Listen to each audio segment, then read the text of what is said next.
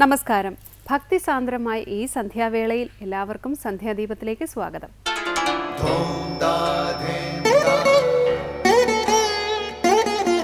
ശുഭം ഭവതു കല്യാണമായുസാരോഗ്യവർദ്ധനം സർവദുഃഖ വിനാശായ സന്ധ്യാദീപം നമോസ്തുതേ.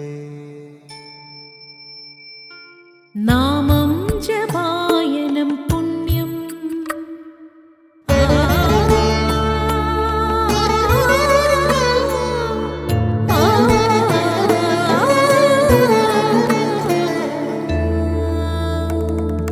നാമം ജപായനം പുണ്യം നിരുപമദീപാങ്കുരം പോലെ സ്വരശ്രുതിലയവരമതുലം ദീവാങ്കണം മോക്ഷ സംഗീതസാരം നീളും വഴിത്താരയിൽ ജീവതാരം മന്ത്രാലാപം മായാവിൻ നിൻ പ്രസാദം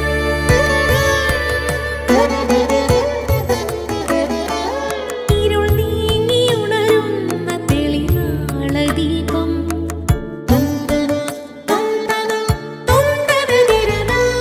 ഇരുൾ നീങ്ങിയുണരുന്ന തെളിനാളദീപം പ്രണവാമൃതം ചൊരിയുന്ന ദീപം ദീപം ദീപം ദീപം ദീപം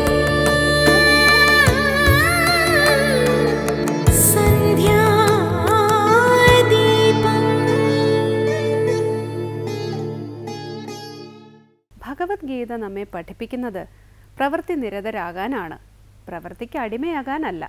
പ്രതിഫലം ഇച്ഛിക്കാതിരിക്കുക, കർമ്മങ്ങളെല്ലാം ഈശ്വരനായ എന്നിൽ സമർപ്പിക്കുക എന്നാണ് ഭഗവാൻ ഗീതയിൽ പറയുന്നത്. സൃഷ്ടിപരമായ കർമ്മം നമ്മെ ബന്ധിക്കുന്നില്ല. നമ്മുടെ ധർമ്മം ചെയ്യുമ്പോഴാണ് കർമ്മം സൃഷ്ടിപരമാകുന്നത്. നാം ചെയ്യാൻ ബാധ്യതപ്പെട്ടിരിക്കുന്ന പ്രവൃത്തിയാണ് സ്വധർമ്മം. സ്വധർമ്മം പ്രിയങ്കരമല്ലാതെയാകുമ്പോഴാണ് അത് ദുഃഖമായി മാറുന്നത്. സ്വധർമ്മം എപ്പോഴും നല്ലത് തന്നെയാണ്. എത്ര ഉയർന്നതായാലും പരധർമ്മം അവഗണിക്കുന്നതാണ് ഉചിതം. എല്ലാവരും സ്വധർമ്മത്തോട് കൂറു പുലർത്തണമെന്നാണ് ഭഗവാൻ ശ്രീകൃഷ്ണൻ പറയുന്നത്. ജന്മവാസനയും അഭിരുചിയും പരിശീലനവും ഒക്കെ കൊണ്ട് ഒരാൾ അവരുടേതായ വ്യക്തിത്വം ഉണ്ടാക്കുന്നു. ആ വ്യക്തിത്വത്തെ നിലനിർത്തുകയും ഭാവാത്മകമായി പ്രകടിപ്പിക്കുകയും ചെയ്യുന്ന കർമ്മങ്ങൾ അയാളുടെ സ്വധർമ്മത്തിനനുസരിച്ചുള്ള കർമ്മങ്ങളാണ്. ഈശ്വരാരാധനാ മനോഭാവത്തോടെ സ്വധർമ്മം അനുഷ്ഠിക്കണം. അപ്പോൾ മാത്രമാണ് സ്വധർമ്മം ഒരാളെ മോക്ഷത്തിലേക്ക് ഉയർത്തുന്നത്. നേരെ മറിച്ച് അവരവർ ചെയ്യാൻ വിധിക്കപ്പെട്ട ധർമ്മത്തിന് പകരം മറ്റൊരാളുടെ ധർമ്മം അനുഷ്ഠിക്കുന്നത് കൊണ്ട് ഒരു ഗുണവുമില്ല എന്ന് മാത്രവുമല്ല, അതുകൊണ്ട് ദോഷമേ വരൂ. അതുകൊണ്ടാണ് ഭഗവത്ഗീതയിൽ പരധർമ്മോ ഭയാവഹ എന്ന് ഭഗവാൻ പറഞ്ഞത്. തുടർന്ന് ശ്രീ കാവാലം ശ്രീകുമാർ അന്നപൂർണ സ്തോത്രം ചൊല്ലുന്നത് കേൾക്കാം.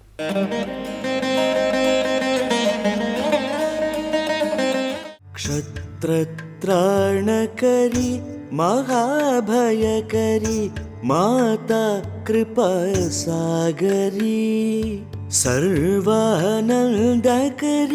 സദാശിവകരി വിശ്വേശ്വരി ശ്രീധരി ദക്ഷാക്രന്ദകരി നിരാമയകരി കാശീപുരാധീശ്വരി ഭിക്ഷാം ദേഹി കൃപാവലംബനകരി മാതാന്നപൂർണേശ്വരി ഭിക്ഷാം ദേഹി കൃപാവലംബനകരി മാതാന്നപൂർണേശ്വരി ക്ഷത്രത്രാണകരി മഹാഭയകരി മാതാ കൃപാസാഗരി സർവാനന്ദകരി സദാശിവകരി വിശ്വേശ്വരി ശ്രീധരി ദക്ഷാക്രന്ദകരി നിരാമയകരി കാശീപുരാധീശ്വരി ഭിക്ഷാം ദേഹി കൃപാവലംബനകരി മാതാന്നപൂർണേശ്വരി ഭിക്ഷാം ദേഹി കൃപാവലംബനകരി മാതാന്നപൂർണേശ്വരി. അടുത്തതായി ശങ്കര സ്തോത്രാമൃതം. പ്രപഞ്ചത്തെ അഥവാ ധർമ്മവ്യവസ്ഥയെ നിലനിർത്തുന്നത് ബ്രഹ്മതേജസ്സും ക്ഷാത്രവീര്യവുമാണ്. ബ്രഹ്മതേജസ് അറിവാണ്. അതാണ് ലോകത്തെ മുന്നോട്ട് നയിക്കുന്നത്. അതോടൊപ്പം ആസുര ശക്തികളെ പ്രതിരോധിക്കാൻ ക്ഷാത്രവീര്യവും ആവശ്യമാണ്. ഇത് രണ്ടും അനുഗ്രഹിച്ചു നൽകുന്ന ദേവി സകല ഭയവും ഇല്ലാതെയാക്കുന്നവളുമാണ്. കൃപാസാഗരത്തിൻ്റെ അന്നപൂർണേശ്വരി ദേവിയെ സ്തുതിക്കുന്ന ശ്ലോകമാണ് ഇന്ന് സ്വാമി ചിദാനന്ദപുരി വ്യാഖ്യാനിക്കുന്നത്.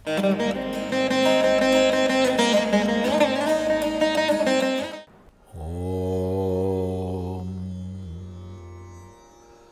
ഗുരുർബ്രഹ്മാ ഗുരുർവിഷ്ണു ഗുരുർദേവോ മഹേശ്വരഃ ഗുരുസാക്ഷാത് പരം ബ്രഹ്മ തസ്മൈ ശ്രീ ഗുരവേ നമഃ.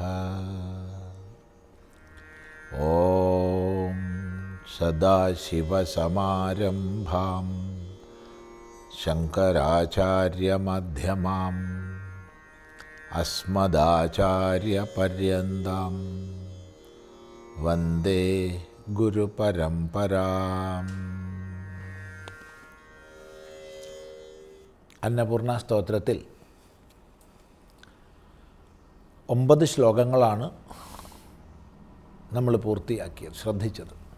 10ാമത്തെ ശ്ലോകം ക്ഷത്രത്രാണകരീ മഹാഭയകരീ മാതാകൃപാസാഗരീ സർവാനന്ദകരീ സദാശിവകരീ വിശ്വേശ്വരീ ശ്രീധരീ ദക്ഷാക്രന്ദകരീ നിരാമയകരീ കാശീപുരാധീശ്വരീ ഭിക്ഷാം ദേഹി കൃപാവലംബനകരീ മാതാന്നപൂർണേശ്വരീ ക്ഷത്രത്രാണകരീ മഹാഭയകരീ മാതാകൃപാസാഗരീ സർവാനന്ദകരീ സദാശിവകരീ വിശ്വേശ്വരീ ശ്രീധരീ ദക്ഷാക്രന്ദകരീ നിരാമയകരീ കാശീപുരാധീശ്വരീ ഭിക്ഷാം ദേഹി കൃപാവലംബനകരീ മാതാന്നപൂർണേശ്വരീ ക്ഷത്രത്രാണകരീ. ക്ഷത്രത്തെ ത്രാണനം ചെയ്യുന്നവൾ, രക്ഷിക്കുന്നവൾ. ഈ പ്രപഞ്ചത്തെ അഥവാ ധർമ്മവ്യവസ്ഥയെ നിലനിർത്തുന്നത് ബ്രഹ്മതേജസ്സും ക്ഷാത്രവീര്യവുമാണ്. ബ്രഹ്മതേജസ്സും ക്ഷാത്രവീര്യവും. ബ്രഹ്മതേജസ് അറിവാണ്. അറിവിലൂടെയാണ് ലോകം നിലനിൽക്കുന്നതും മുന്നോട്ട് പോകുന്നതും. ഏത് വ്യക്തിയാണെങ്കിലും സമാജമാണെങ്കിലും അറിവ് അനിവാര്യം. എന്നാൽ അതോടൊപ്പം ക്ഷാത്രബലം വേണം, വീര്യം വേണം, കരുത്ത് വേണം. പ്രതിബന്ധങ്ങളെ തട്ടിമാറ്റാനും എല്ലാ പ്രതിസന്ധികളെയും അഭിമുഖീകരിക്കാനുമുള്ള കരുത്ത്. ആസുരികങ്ങളായ പൈശാചികങ്ങളായ ശക്തികളെ ജയിക്കുന്നതിനുള്ള കരുത്ത്. കരുത്തുള്ള വ്യക്തിക്ക് ഉയരാനാവൂ, കരുത്തുള്ള സമാജമേ നിലനിൽക്കൂ. ഈ രണ്ടും ചേർന്നതാണ് പ്രപഞ്ച രക്ഷ ചെയ്യുന്നത്. ഇവിടെ ആസുരിക ശക്തികളെ മുഴുവൻ ഇല്ലായ്മ ചെയ്യുന്ന ക്ഷത്രബലം, ആ ക്ഷത്രത്തെ ത്രാണനം ചെയ്യുന്നവളാണ്, രക്ഷിക്കുന്നവളാണ് ദേവി. ഇതിനു മുമ്പ് വിജ്ഞാനപ്രദാനം ചെയ്യുന്ന, ജ്ഞാനഭാവത്തെ പ്രകാശിപ്പിക്കുന്ന എന്ന് അനേക നാമങ്ങൾ പറഞ്ഞു. അതിലൂടെ ബ്രാഹ്മ തേജസ്സിനെ രക്ഷിക്കുന്നവളെന്നർത്ഥം വരും. ഇവിടെ ക്ഷാത്രവീര്യത്തെ രക്ഷിക്കുന്നവൾ അഥവാ ക്ഷത്രശബ്ദം കൊണ്ട് ക്ഷത്രിയന്മാരെ അർത്ഥമാക്കാം. ക്ഷത്രബലമുള്ളവരാണ് ക്ഷത്രിയന്മാർ. ആ ബലമാകട്ടെ ക്ഷതത്തിൽ നിന്ന് സമാജത്തെ ത്രാണനം ചെയ്യുന്നതാണ്.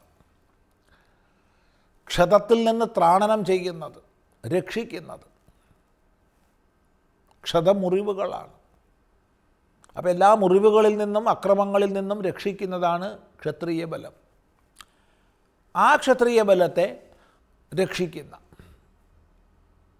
ക്ഷത്രത്രാണകരീ തദ്വാര മഹാഭയകരീ, മഹത്തായ അഭയത്തെ ചെയ്യുന്നവൾ, എല്ലാ ഭയങ്ങളെയും നശിപ്പിക്കുന്നവൾ, സർവർക്കും അഭയത്തെ പ്രദാനം ചെയ്യുന്നവൾ, വ്യക്തിക്കായാലും സമാജത്തിനായാലും അഭയകരി.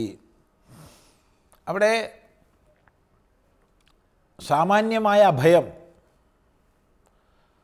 ലൗകികമായി പലരിൽ നിന്നും നമുക്ക് ലഭിക്കും. ഭരണാധികാരികളിൽ നിന്ന്, അല്ലെങ്കിൽ അമ്മയിൽ നിന്ന്, അച്ഛനിൽ നിന്നൊക്കെ അവരുടേതായ പ്രവർത്തനങ്ങളെ കൊണ്ട് നമുക്ക് അഭയം ലഭിക്കും.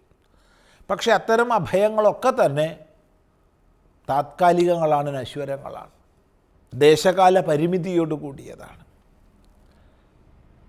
എന്നാൽ ഭഗവതിയുടെ അഭയമാകട്ടെ അത് ദേശകാല പരിമിതി ഇല്ലാത്തതാണ്. അതുകൊണ്ടാണ് മഹാ അഭയകരി എന്ന് പറഞ്ഞത്. മഹാ എന്നുള്ള വിശേഷണം അവിടെ ചേരുന്നു. മഹാഭയകരി മാതാ കൃപാസാഗരി, മാതാവ്.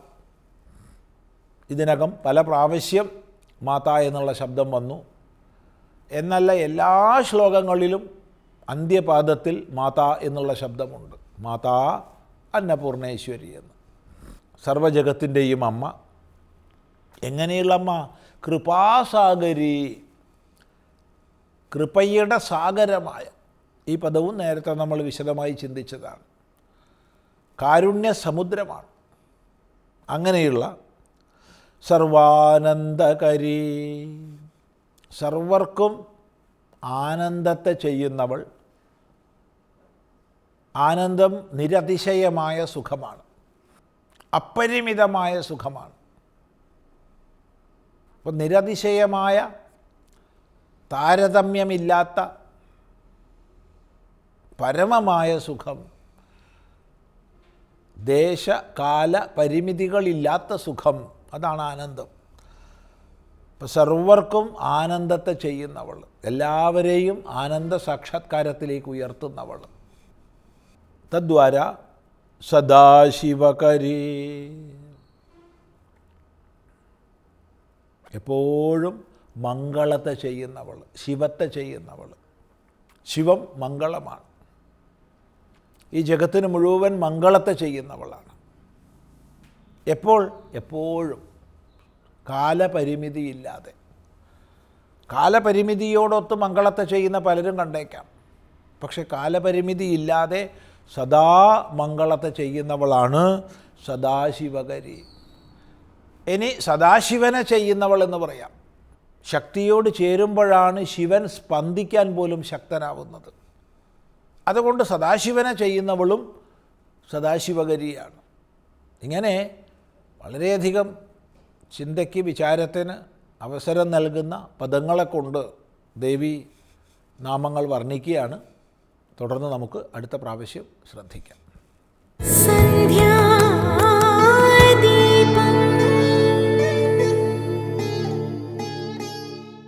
തുടർന്ന് സനാതനധർമ്മം.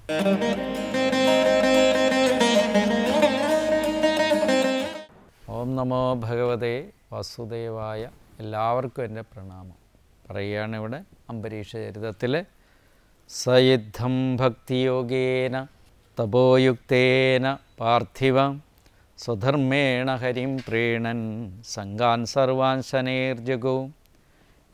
ഇപ്രകാരം അംബരീഷ മഹാരാജാവ് ഭക്തിയോഗം കൊണ്ടും തപസ്സുകൊണ്ടും സ്വധർമ്മ അനുഷ്ഠാനം കൊണ്ടും, ഭക്തിയോഗം, തപസ്, സ്വധർമ്മ അനുഷ്ഠാനം കൊണ്ട് ശ്രീഹരിയെ പ്രസാദിപ്പിച്ചു. 3 കാര്യങ്ങൾ കൊണ്ടാണ് അംബരീഷ മഹാരാജാവ് ഭഗവാനെ പ്രസാദിപ്പിച്ചതെന്നാണ് ഇവിടെ പറയുന്നത്. അത് ഏതൊക്കെയാണ്? 1 ഭക്തിയോഗം. രണ്ടാമത്തത് തപസ്, മൂന്നാമത്തത് സ്വധർമാനുഷ്ഠാനം. ഒരു മഹാരാജാവിന് എങ്ങനെയാണ് ഈ പറയുന്ന ഭക്തിയോഗത്തെ അനുഷ്ഠിക്കാൻ പറ്റുക എന്നുള്ള ചോദ്യത്തിനാണ് സ്വന്തം ധർമ്മം, ഒരു രാജാവിൻ്റെ ധർമ്മം ഏതോ അതും അനുഷ്ഠിക്കുന്നതിൽ അദ്ദേഹത്തിന് ഭഗവത് അനുഗ്രഹമുണ്ടായി എന്നാണ് പറയുന്നത്. ഹരിപ്രസാദത്താൽ എന്തായി? ക്രമത്തിൽ സകല വിഷയ സുഖങ്ങളെയും വിട്ടുകൊണ്ട് ഇന്ദ്രിയജയം അദ്ദേഹത്തിന് സിദ്ധിച്ചു. ഏറ്റവും വലിയ അനുഗ്രഹം, ഒരു ഭക്തന് ലഭിക്കുന്ന അനുഗ്രഹം ഏതാ എന്ന് ചോദിച്ചു കഴിഞ്ഞാൽ നിങ്ങൾ വിചാരിക്കുന്നുണ്ടാവും എന്താ തൻ്റെ ജീവിതത്തിലെ ധനാദികളൊക്കെ തരുന്നതാണ് ഭഗവാനെന്ന്. ഇവിടെ അംബരീഷ മഹാരാജാവിന് ലഭിച്ച ഏറ്റവും വലിയ അനുഗ്രഹം ഏതാണെന്ന് വെച്ചാൽ ഇന്ദ്രിയ ജയം.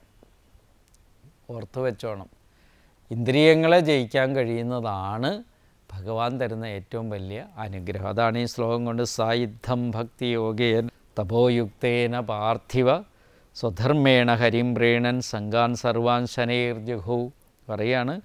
ആ രാജാവ് യുദ്ധം ഭക്തിയോഗ, ഇപ്രകാരം ഭക്തിയോഗം കൊണ്ട് തപോയുക്തേന തപസ്സോടുകൂടിയ സ്വധർമ്മേണ സ്വധർമ്മം കൊണ്ട് ഹരിം പ്രീണൻ ഹരിയെ സന്തോഷിപ്പിക്കുന്നവനായിട്ട് സർവാൻ സംഘാൻ സർവസംഘങ്ങളെയും ശനൈഹി ജഗു മെല്ലെ മെല്ലെ പതുക്കെ പതുക്കെ ഉപേക്ഷിച്ചു എന്നാണ് ഈ ശ്ലോകത്തിൻ്റെ അർത്ഥം പറഞ്ഞത്. അപ്പോൾ 3 കാര്യങ്ങൾ അംബരീഷ മഹാരാജാവിൻ്റെ കഥാമൃതത്തിൽ സൂചിപ്പിച്ച് ഭഗവത് അനുഗ്രഹത്തിന് വേണ്ടിയിട്ട്. ഒന്ന് ഭക്തിയോഗം, രണ്ടാമത്തെ തപസ്, മൂന്നാമത്തെ സ്വധർമ്മം.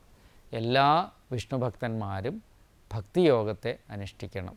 ശ്രവണം, കീർത്തനം, വിഷ്ണു സ്മരണം, പാദസേവനം തുടങ്ങിയിരിക്കുന്നതൊക്കെ മനസ്സിൽ വിചാരം ചെയ്യുന്നതാണ് ഭക്തിയോഗം എന്ന് പറയുന്നത്. ഭക്തിരാത്മാനുസന്ധാനം. ഭക്തി എന്ന് പറഞ്ഞാൽ ഈ ശരീരത്തിലെ തൊലി, എലുമ്പ്, മലം, ദുരന്തമന്ത കലകളും എന്തും അഹന്തയൊന്ന് കാണുക. തൊലി, എലുമ്പ്, മലാദികളൊക്കെ അടങ്ങിയിരിക്കുന്ന ഈ ശരീരത്തിനുള്ളിലുള്ള അഹംവൃത്യത്തെ ത്യജിച്ചിട്ട് ശ്രവണം, കീർത്തനം, ഭഗവത് കഥകളെ ശ്രവിക്കുക, കീർത്തിക്കുക, പാദസേവനം, ഭഗവാന്റെ പാദത്തെ സേവിക്കുക തുടങ്ങിയിരിക്കുന്ന കർമാനുഷ്ഠാനങ്ങളിൽ മുഴുകിയിരിക്കുക. അതാണ് ഭക്തിയോഗം കൊണ്ട് വരേണ്ടത്. അങ്ങനെ ഭക്തി ആത്മാനുസന്ധാനത്തിലേക്ക് എത്തിച്ചേരുകയും ചെയ്യും. ആരുടെ ശരീരബോധമാണോ നഷ്ടപ്പെടാതെ എപ്പോഴും ഞാൻ ശരീരമാണെന്ന് വിചാരം ചെയ്തുകൊണ്ടിരിക്കുന്നവർക്കൊരിക്കലും ഈ ഭക്തിയോഗത്തെ അനുഭവവേദ്യമാക്കാൻ പറ്റില്ല. അവർക്ക് ഭക്തിയോഗം എന്ന് കേട്ടാൽ അകൽച്ചയാണ്. ഇനി ഭക്തിയോഗം അനുഷ്ഠിക്കുന്നവർക്ക് ഈ തൊലി, എലുമ്പ്, മലം, ദുരന്തങ്ങൾ അടങ്ങിയിരിക്കുന്ന ശരീരാഭിമാനത്വവും എന്താണ് വർജ്യമാണ്, അവർ ത്യജിച്ചിരിക്കും. അപ്പോൾ എന്താണ് ഭക്തിയോഗത്തെ ത്യജിക്കുന്നു സാമാന്യ ഭക്തരെങ്കിൽ, ഭക്തിയോഗം അനുഷ്ഠിക്കുന്നവരുടെ ഉള്ളിൽ സാമാന്യ ഭക്തരുടെ അഭിമാനാദികൾ ഒന്നും തന്നെ വെറുപ്പും വിദ്വേഷവുമായിട്ട് അവരതിനെ അകറ്റിക്കളയുന്നു. പറഞ്ഞ വിദ്വേഷം എന്ന് പറയുന്നതിൻ്റെ അർത്ഥം സാമാന്യ അർത്ഥമല്ല, അതിനോടുള്ള ദോഷം കണ്ടിട്ട് ദേഷിച്ചു കൊണ്ടിരിക്കും. ഇതിലെല്ലാം ഈ ശരീരാഭിമാനം കൊണ്ട് എനിക്ക് നാശമേ ഉണ്ടാവുകയുള്ളൂ എന്ന് വിചാരിച്ചുകൊണ്ട് അതിനെ ത്യജിച്ചു കൊണ്ടിരിക്കും. ശ്രീഹരിയെ സ്വധർമാനുഷ്ഠാനം കൊണ്ട്, പിന്നെ ഇത് കൂടാതെ എന്ത് വേണം? സ്വന്തം ധർമ്മത്തെ അനുഷ്ഠിച്ചുകൊണ്ട് ശ്രീഹരിയെ പ്രസാദിപ്പിച്ചുകൊണ്ടിരിക്കും. ഇങ്ങനെ പ്രസാദിപ്പിച്ചതിലൂടെയാണ് ഇന്ദ്രിയജയം സാധിച്ചത്. പിന്നെ പറയുന്നു എന്താണ്? തസ്മാത് അഥാത് ശരിചക്രം ഹരിചക്രം പ്രത്യനീക ഭയാവകം ഏകാന്തഭക്തിഭാവേന പ്രീതോ പ്രത്യാഭിരക്ഷണം. പറയാണ് ഏകാന്തഭക്തിഭാവത്താൽ. ഏകാന്തതയാണ് എല്ലാവരും ആർജിക്കേണ്ടത്.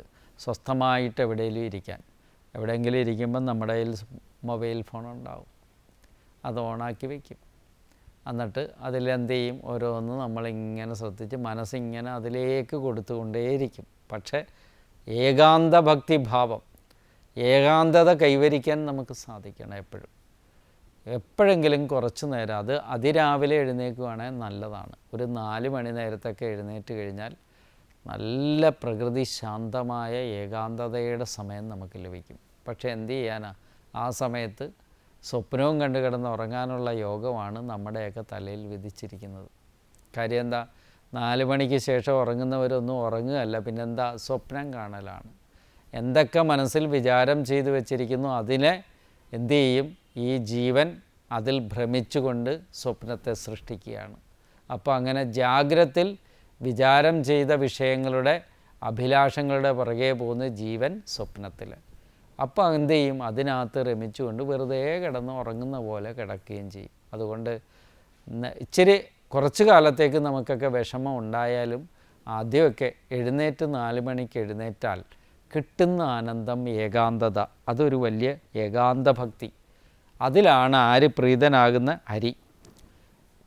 അംബരീഷ മഹാരാജാവിൻ്റെ മനസ്സ് ഏകാന്ത ഭക്തിയിൽ രമിക്കുന്നതുകൊണ്ട് ഹരി അതിനകത്ത് പ്രീതനായി ഭവിച്ചു എന്നാണ് ഇവിടെ പറയുന്നത്. പിന്നെന്താണ്?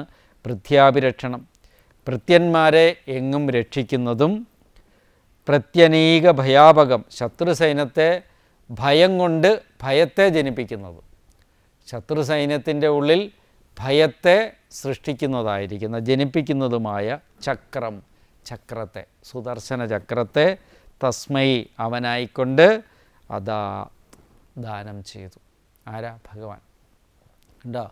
ഭഗവാന്റെ കയ്യിൽ എന്താണ്? ധർമ്മസംസ്ഥാപനത്തിനായി നിയോഗിക്കപ്പെട്ടിരിക്കുന്ന സുദർശന ചക്രത്തെ ആർക്ക് കൊടുത്തു? അംബരീഷ മഹാരാജാവിനായിക്കൊണ്ട് ഭഗവാൻ കൊടുത്തു. ഭഗവാന്റെ എല്ലാം തന്നെ ഭക്തർ ഇനി വരുന്ന ശ്ലോകങ്ങളിൽ അത് പറയുകയും ചെയ്യും.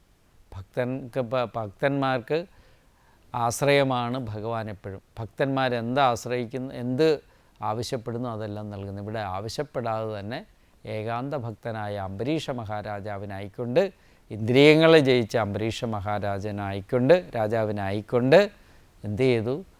ധർമ്മസംസ്ഥാപനത്തിനായിട്ട് ഉപയോഗിക്കുന്ന സുദർശന ചക്രത്തെ ഭക്തനായിക്കൊണ്ട് ഭഗവാൻ നൽകി എന്നുള്ള കാര്യം ഇതിനകത്ത് സമർപ്പിക്കുകയാണ്. അപ്പം നല്ല ഭക്തിയെ വളർത്തിയാൽ എന്തെല്ലാം നമുക്ക് ലഭിക്കും എന്നുള്ള കാര്യവും കൂടെ ഓർമ്മിപ്പിക്കുന്നു. നമസ്കാരം.